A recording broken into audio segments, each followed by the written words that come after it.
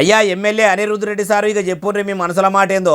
2 సార్లు మళ్ళీ నేను గెలిపిస్తే సీఎం అభ్యర్థిని అవుతానని నేను చెప్పడం జరిగింది. ఎందుకంటే రీజనల్ పార్టీస్లో ఫ్యామిలీసే అవుతాయి, కానీ ఇది కాంగ్రెస్ పార్టీ స్వేచ్ఛ ఉంటుంది, అందరికీ అవకాశం ఉంటుంది.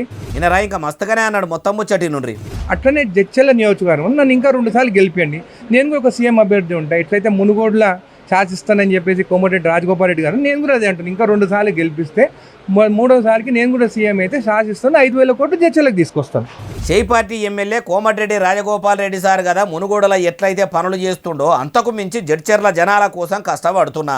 ఇంకో 2 సార్లు ఎమ్మెల్యే గెలిపిస్తే పబ్లిక్ ఆలతు మారుస్తానని అట్లనే సీఎం సీటులో కూర్చుంటానని అనిరుద్ధ్ రెడ్డి సారు అనుకొచ్చిండు.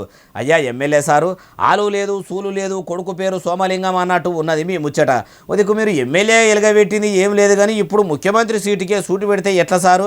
ముఖ్యమంత్రి కావాలంటే, ముఖ్యంగా మీ కాంగ్రెస్ తరఫున కావాలంటే ఎంత కథ ఉంటుందో కనీసం అదన్న ఎరికేనా అంటుర్రు ఈ ముచ్చటిన్నోళ్ళు.